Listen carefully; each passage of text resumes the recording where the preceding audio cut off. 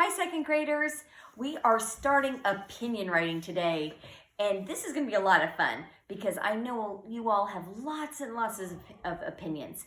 Now, an opinion is something different than a fact. We learn that during our informational writing. An opinion is a lot of times how you feel about something. I like, I don't like, I adore, I feel strongly about. Those are stating your opinions.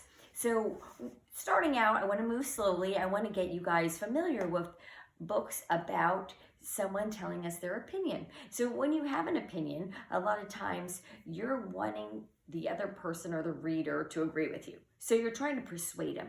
So you not only want to just tell them your opinion, but you want to use language that will have them acknowledge that you might be right and have them see your side of the story. And that means you're persuading them to understand you and persuading them maybe to have your same point of view or share your same opinion. So let's today start with this story. I'm going to read you Unicorns Are the Worst. Now with a name like that, Unicorns Are the Worst, automatically you're probably thinking that sounds awfully like an opinion because some of you think unicorns are fabulous. So let's read the book and see if they're trying to convince you that unicorns are horrible.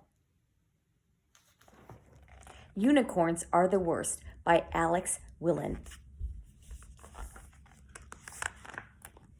For hundreds of years, I have gone about completing my important goblin business in peace, from documenting spells to gathering ingredients for spells to alphabetizing the ingredients I've gathered for spells. No distractions, no interruptions, just me and my work. But guess who decided to move into the meadow next door? Unicorns. Now I know what you're going to say. Unicorns are the best. They're magical, blah, blah, blah. That's true, but a lot of things are magical, like elves and fairies. And what's the other one? Elves, fairies, and, oh, right. Goblins. I have studied the forgotten magic that lies deep within the earth. I know spells that can transform socks into slugs. I can turn broccoli into ice cream. I have mastered the 3-strand braid. But despite all this, does anyone ever ask to have a goblin-themed birthday party?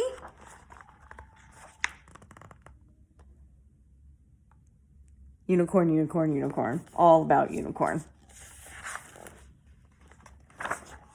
Meanwhile, all your unicorns do is frolic around all day on their dainty unicorn hooves. Frolicking isn't even hard. Goblins can frolic. We just choose not to.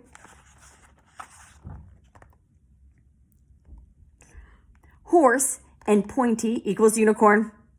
I don't get it. They are just horses with pointy heads. I have pointy ears, but you don't hear me carrying on about it. And the glitter. Oh, so much glitter. Do you realize how hard it is to gather glitter off a smock? They are constantly playing their instruments. News flash, unicorns like harp music. And tea parties. So many tea parties. It's not like they ever ask me to one of their tea parties. Not that I would have time for tea parties when there is so many important work to be done. It's not like the shrub is going to document itself. Do I enjoy a good cup of tea? Perhaps the occasional crumpet? We'll never know because someone around here has to take their work seriously. You know what? I wouldn't go to one of their silly tea parties even if they asked me. You know why? Because unicorns are the worst. I would rather be neighbors with gnomes or this dragon or a chicken or a Wait a minute.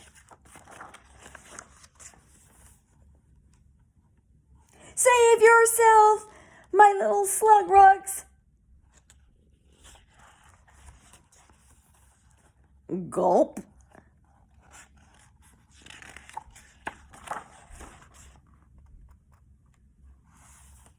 Well, I guess some unicorns do have some good traits. For instance, did you know that their glitter can put out a dragon fire? And that heart music can be quite disorienting. Those dainty hooves pack quite a wallop, and as it turns out, a unicorn's horn is just more than pointy. All right, fine. As far as neighbors go, unicorns aren't that bad, but I think that we can all agree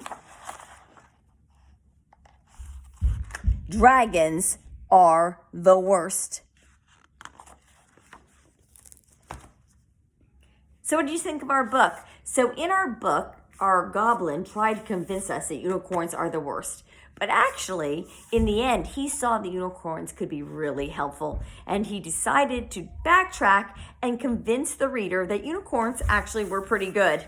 And actually, dragons were the worst. So our gnome here, or goblin, I think it was, had a definite opinion about unicorns, and he switched it around. But then he had a definite opinion about dragons. So that's kind of what opinion writing is, in that this was a fun way for us to read about his opinion, but he stated all these really good facts, telling us why we should believe that unicorns weren't great.